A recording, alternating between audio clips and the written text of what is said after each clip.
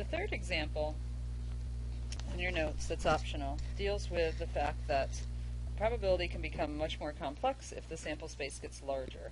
This last exercise deals with a 3-person rock, paper, scissors game. Now, the first parts A and part B, are having you team up with friends and play the 3-man rock, paper, scissors. I'm not going to require it. When we actually collect data and talk about the probabilities of those things happening, we call it empirical probability.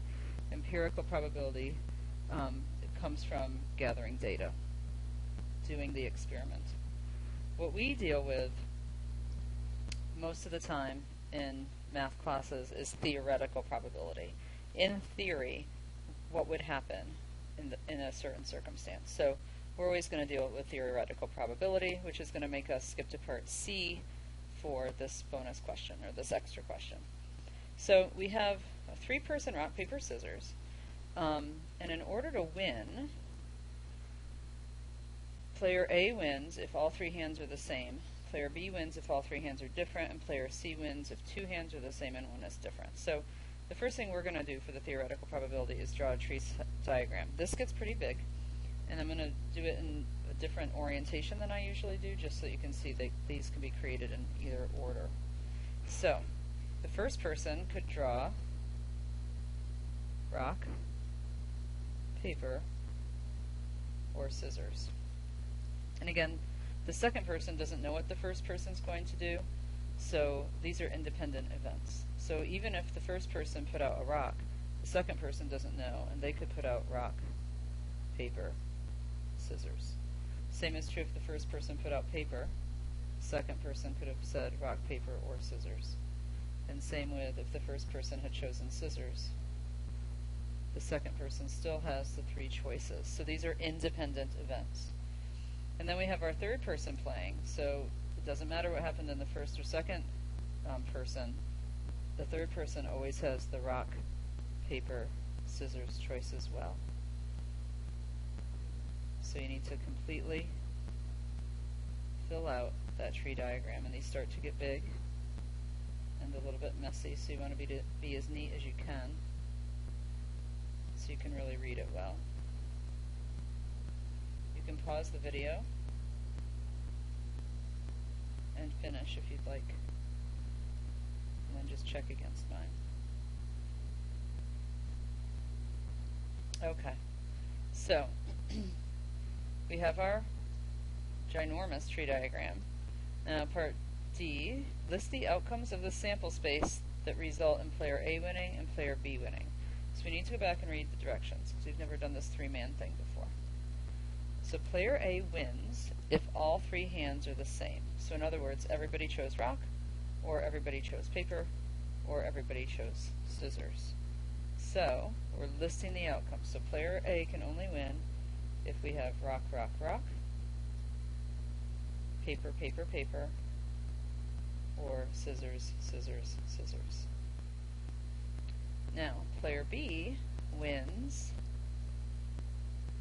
if all 3 hands are different. So that would mean my first person chooses rock,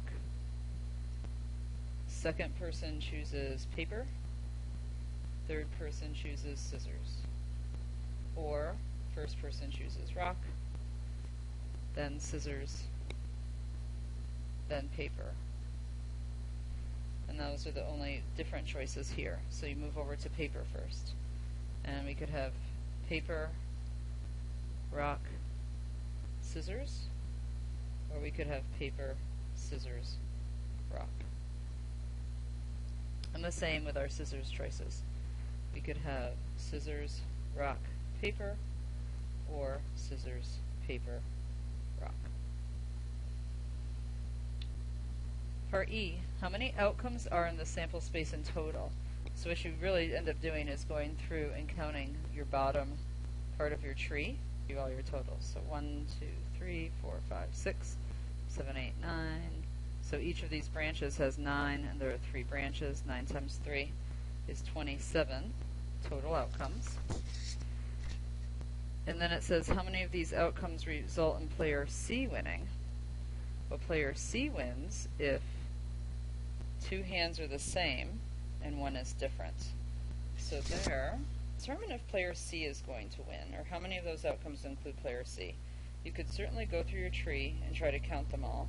The problem is you can miss some. So we have rock, rock, paper, rock, rock, scissors, rock, paper, paper, paper. So we need two winners, two that are the same, and one that's different every time. It's really easy to miss things. I missed things.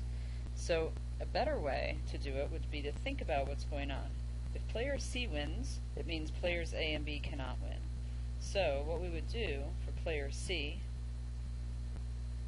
is we would say, well, there's 27 possible outcomes, but player A can't win, and there were 3 ways player A could win. And player B can't win, and there were 6 ways player B could win. So the number of ways player C can win is 27 minus 9, or 18. That's a lot faster and more reliable than trying to count all the branches in your tree and miss things like I did. Okay, the final part of this is finding the theoretical probabilities. Again, theoretical probability is in theory. If this was a perfect world, what's the probability of people winning? If you do the experiments for parts A and B, you'll see you'll probably get slightly different answers, because when we actually do experiments, strange things happen sometimes. But in theory, the probability of player A winning, well, there are 3 ways that player A can win, and there are 27 possible outcomes. So that's 3 out of 27. For player B, there are 6 ways he can win, and 27 possible outcomes, so 6 out of 27. And for player C, there's 18 ways he can win out of 27 possible outcomes. Notice, if you were to add these up, they would add up to 27 out of 27. That's a nice little check for your theoretical probabilities. Again, if you so choose, you could reduce these to 1/9, 2/9, and 2/3, but that's absolutely not necessary. Alright, that's it for the bonus. Have a great night.